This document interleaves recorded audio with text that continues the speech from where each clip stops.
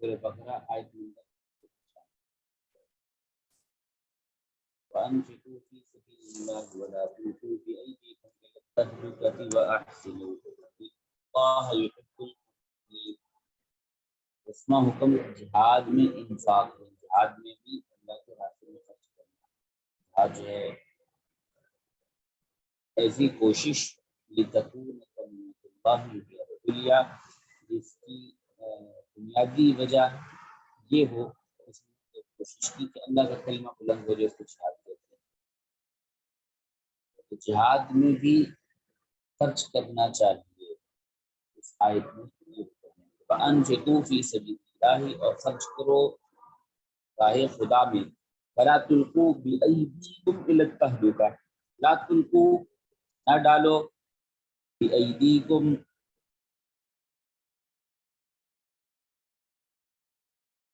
اپنے ہاتھوں، یعنی اپنی جان کو اپنے ہاتھوں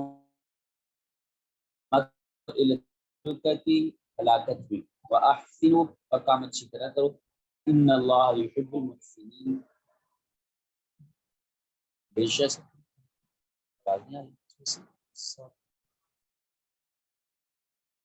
شک اللہ پسند کرتا ہے اچھی طرح کام کرنے والوں کو۔ احسان یعنی ان تعبد اللہ کأنک تراہ فإن لم تکن تراہ فإنہ یراک، ایک حدیث ہے، اس میں جبرائیل علیہ السلام نے آپ صلی اللہ علیہ وسلم کی خدمت میں حاضر ہو کے کچھ سوالات کیے، آپ صلی اللہ علیہ وسلم نے جوابات دیے تھے۔ ان میں سے یہ بھی ہے کہ پوچھا ما هو الاحسان، احسان کیا ہے؟ آواز نہیں آ رہی۔ جی بادیات جلیدہ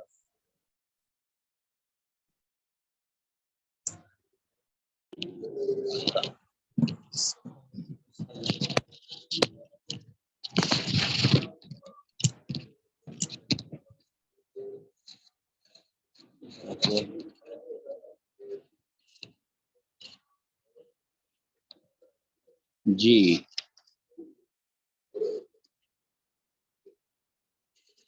تو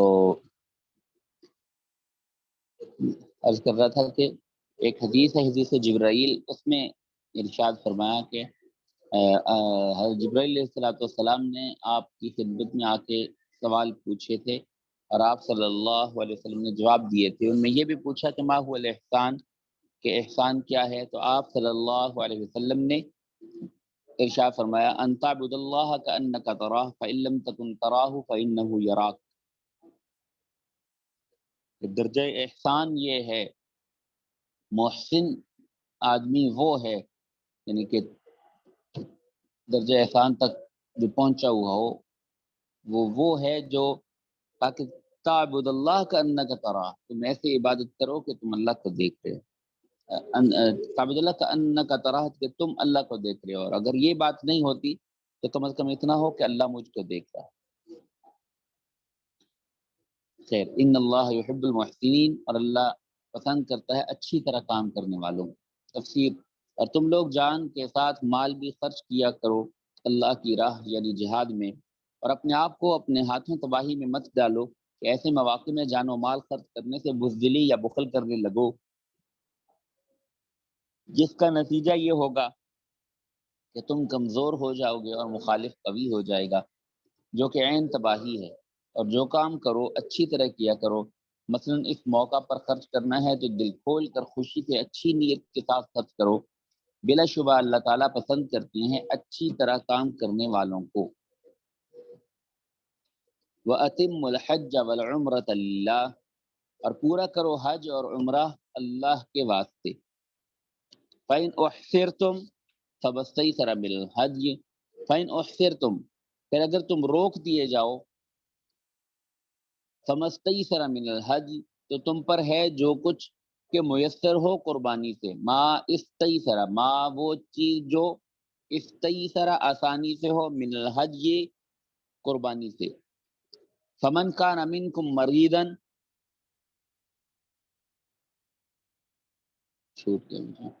ولا تحلقوا رؤوسکم، اور مت مونڈو اپنے سروں کو، لا تحلقوا حلق نہ کراؤ یعنی مت مونڈو رؤوسکم اپنے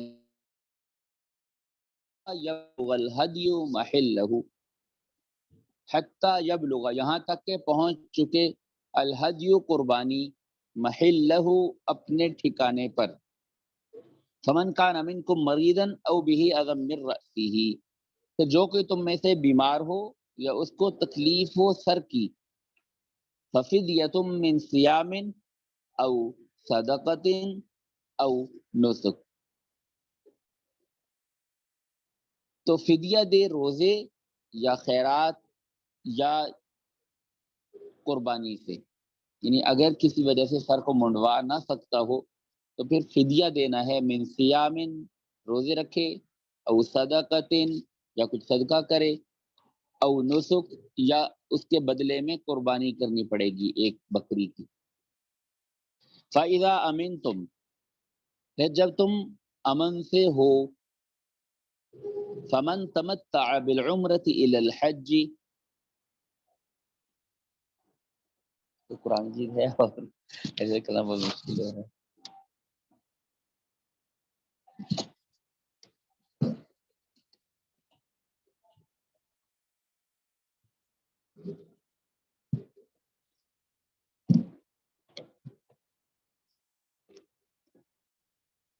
ابھی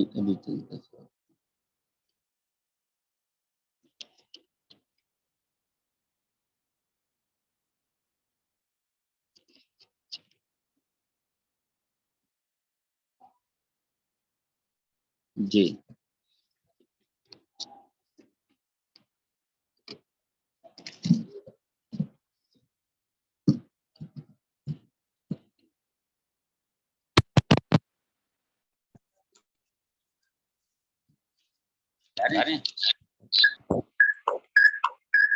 اچھا جی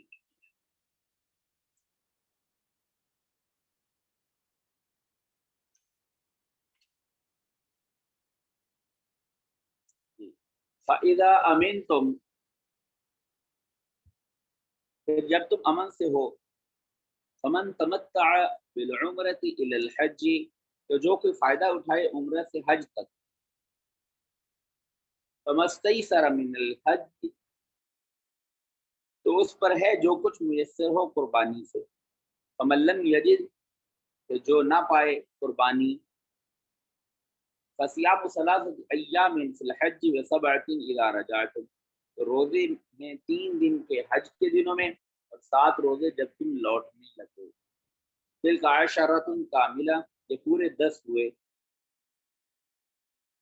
ذَلِكَ لِمَن لَّمْ يَكُنْ أَهْلُهُ حَاضِرِ الْمَسْجِدِ الْحَرَامِ ذَلِكَ یہ عمرہ کو حج کے ساتھ ملانے کا حکم لِمَن لَّمْ يَكُنْ أَهْلُهُ حَاضِرِ الْمَسْجِدِ الْحَرَامِ اس کے لیے ہے جس کے گھر والے نہ رہتے ہوں مسجد حرام کے پاس۔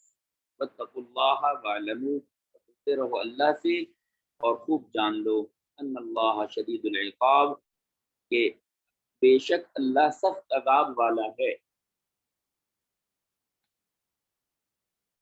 الحج اشہر معلومات حج کے چند مہینے معلوم ہیں۔ فمن فرض فیہن الحج تو جس شخص نے لازم کر لیا ان میں حج، فلا رفث ولا فسوق ولا جدال فی الحج تو نہیں ہے فحش بات کرنا عورت سے اور نہ ہے گناہ کرنا اور نہ ہے جھگڑا کرنا حج کے زمانے میں۔ وما تفعلوا من خیر جعل کرتے ہو نیکی جانتا ہے اس کو اللہ۔ وتزودوا اور زاد راہ لے لیا کرو فإن خیر الزاد التقوی کہ بے شک بہتر زاد راہ سوال سے بچنا ہے۔ واتقون یا اولی الالباب اور ڈرتے رہو مجھ سے اے عقل مندو۔ لیس علیکم جناح نہیں ہے تم پر کچھ گناہ، ان تبتغوا فضلا من ربکم تلاش کرو معاش اپنے رب کی طرف سے۔ فَإِذَا أَفَضْتُم مِّنْ عَرَفَاتٍ پھر جب لوٹو عرفات سے، فَاذْكُرُوا اللَّهَ تو یاد کرو اللہ کو، عند المشعر الحرام نزدیک مشعر الحرام، فَاذْكُرُوهُ كَمَا هَدَاكُمْ اور یاد کرو اس کو جس طرح اس نے بتا رکھا ہے تم کو۔ وَإِن كُنتُم مِّن قَبْلِهِ لَمِنَ الضَّالِّينَ، بے شک تم تھے اس سے پہلے ناواقفوں میں. ثُمَّ أَفِيضُوا مِنْ حَيْثُ أَفَاضَ النَّاسُ، پھر طواف کے لیے لوٹو. ثُمَّ أَفِيضُوا، پھر لوٹو، طواف کے لیے لوٹو. مِنْ حَيْثُ أَفَاضَ النَّاسُ، جہاں سے لوٹتے ہیں سب لوگ. فَاسْتَغْفِرُوا اللَّهَ، اور مغفرت چاہو اللہ سے. ان اللہ غفور الرحیم، بے شک اللہ تعالی بخشنے والا ہے، مہربان. فَإِذَا قَضَيْتُم مَّنَاسِكَكُمْ، پھر جب پورے کر چکو اپنے حج کے کام. فَاذْكُرُوا اللَّهَ، تو یاد کرو اللہ کو.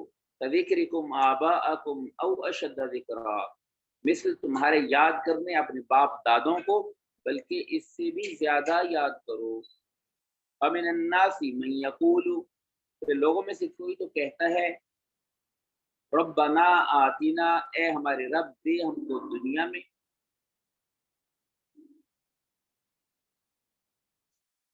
من الناس من یقول، لوگوں میں سے کوئی تو کہتا ہے اے ہمارے رب ہم کو دے ہم کو دنیا میں.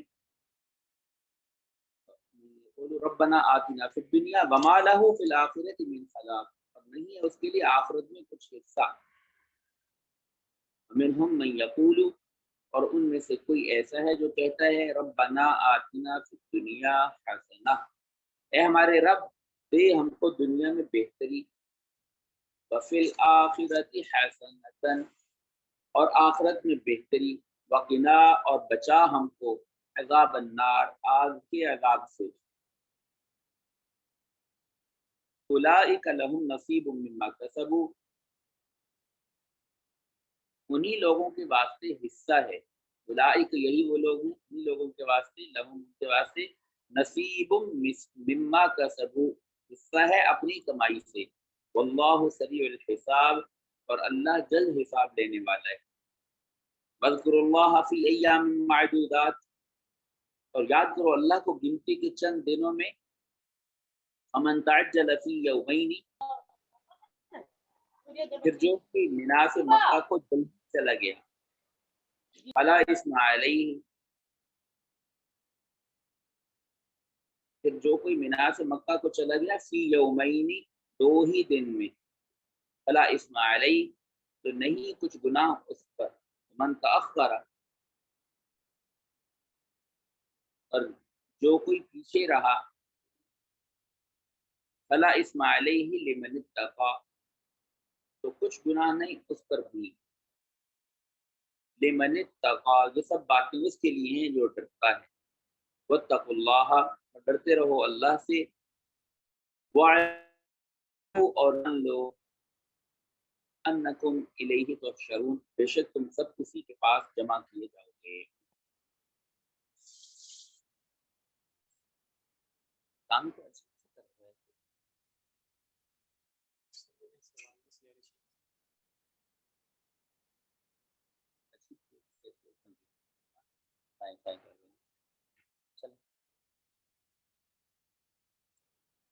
کئی سارے احکام جو ہیں جو حج سے متعلقہ ہیں، عمرے سے متعلقہ ہیں، ان کا بیان اس کے اندر ہے.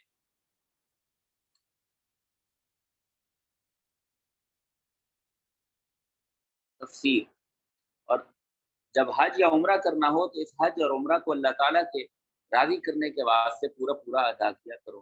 اعمال و آداب بھی سب بجا لاؤ، اور نیت بھی خالص ثواب کی ہو.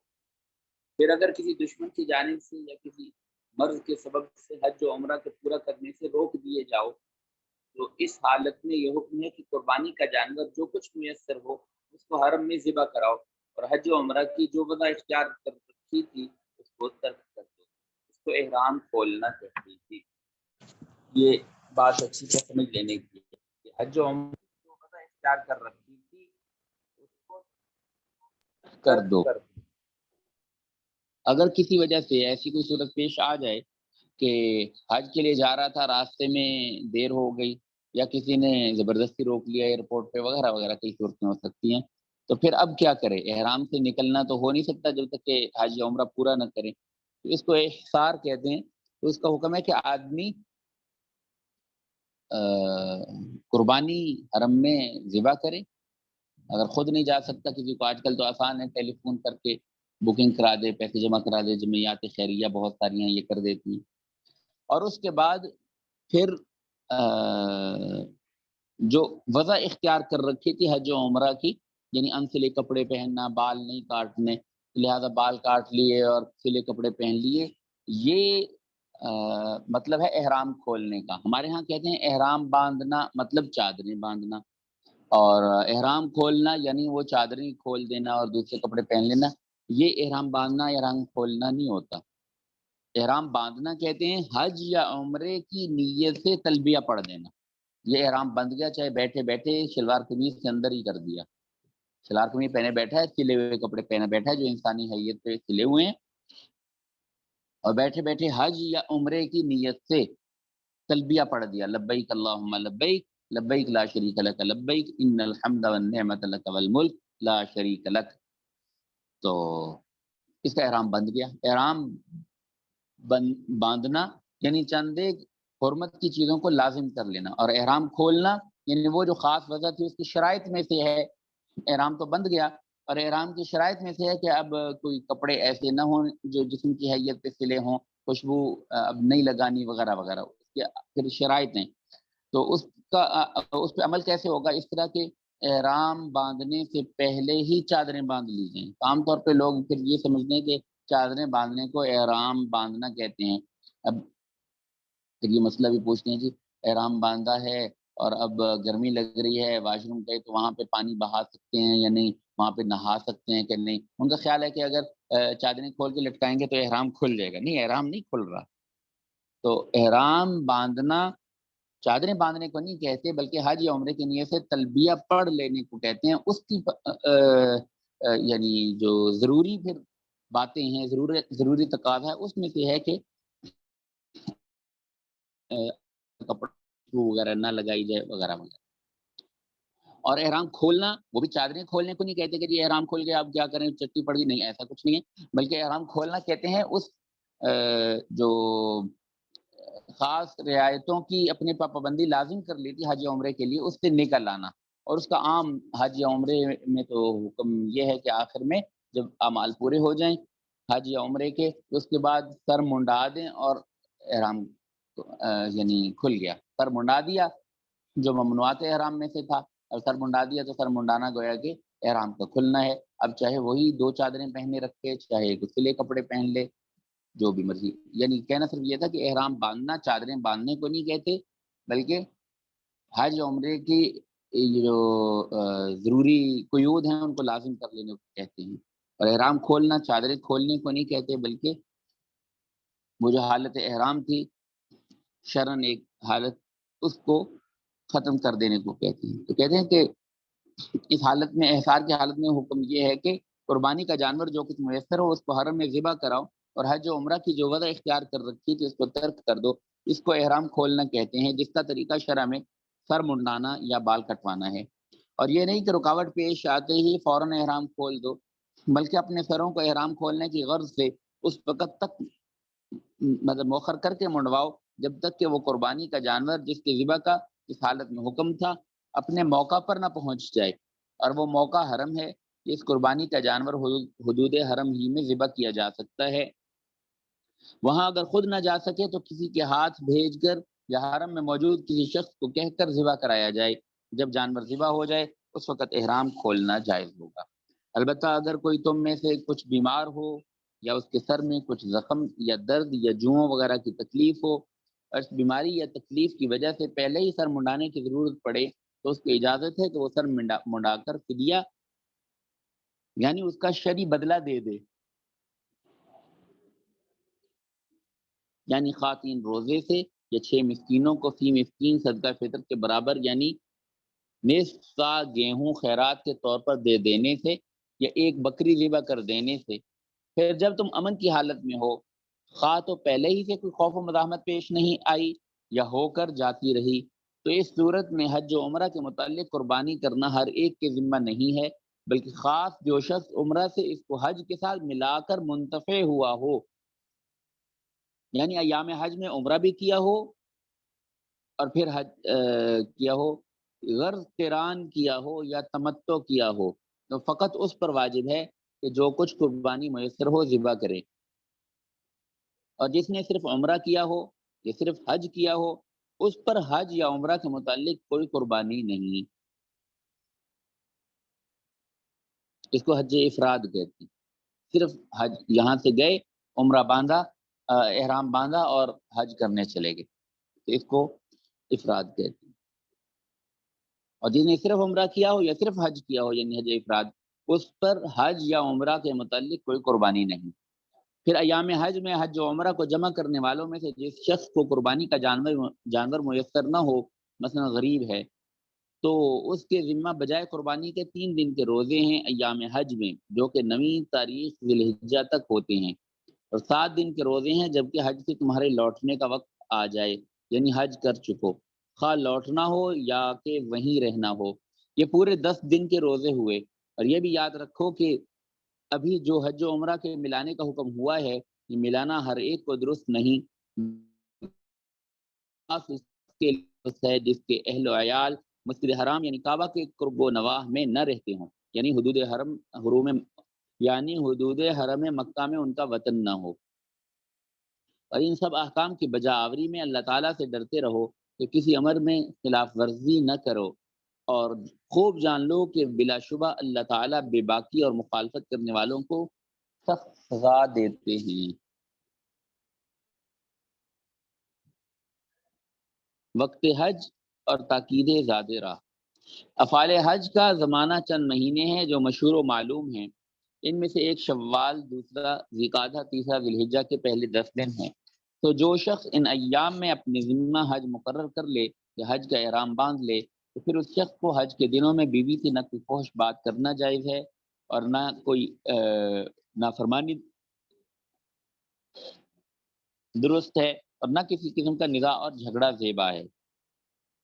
یعنی یہ تو عام دنوں میں بھی کوئی ایسی یعنی چیز نہیں ہے کہ جو جائز ہو، نہ جھگڑا، نہ نافرمانی اور نہ کوئی فحش بات کرنا، لیکن حج میں تو اور جس کو کہتے ہیں آدمی اپنے آپ کو پاک کر رہا ہوتا ہے، پیوریفائی کر رہا ہوتا ہے، تو اس میں گویا کہ ایک ٹریننگ مزید ہے کہ اس کا پورا اہتمام کرو۔ آپ تھوڑا سا ان اوقات میں، ان پابندیوں کے اندر جب ان کا اہتمام کرو گے تو جب عام زندگی کی طرف، نارمل لائف کی طرف لوٹو گے تو پھر ان کو زیادہ اہتمام سے ان سے بچنا شروع کرو گے، کیونکہ وہاں پہ ان کو حج عمرے کی سعادت نصیب ہوئی ہے تو ان کو اچھی طرح تجربہ ہوگا کہ بہت ساری نفس کے مخالف کیوں اتنا مجمع ہوتا ہے، اس مجمع میں میرے حقوق کا نعرہ لگانے سے کچھ نہیں ہوتا، بس برداشت کرنا اور چلنا، یہی اس کا حل ہے۔ تو اس کا سیدھی سی بات ہے کہ کوئی فحش بات نہ ہو، کوئی گالی وغیرہ دینا نہ ہو، جھگڑا نہ ہو، اور نافرمانی مطلب کوئی ایسی بات نہ کرے۔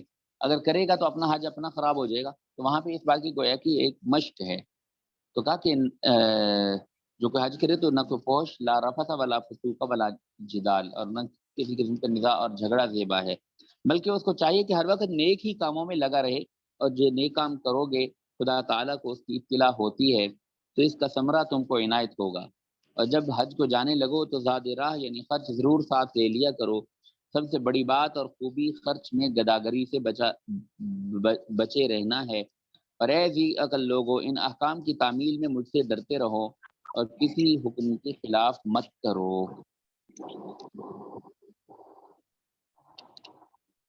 جی، فائدہ۔ فحش بات 2 طرح کی ہوتی ہے، ایک وہ جو پہلے سے حرام ہے، وہ حج کی حالت میں زیادہ حرام ہوگی۔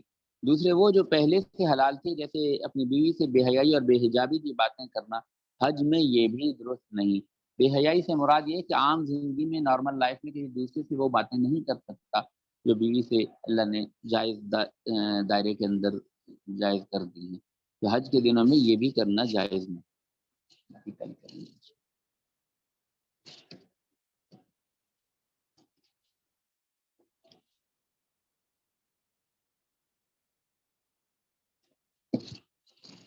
عجیب سی سائنسیں ہو رہی تھی، کوئی سوال تو نہیں؟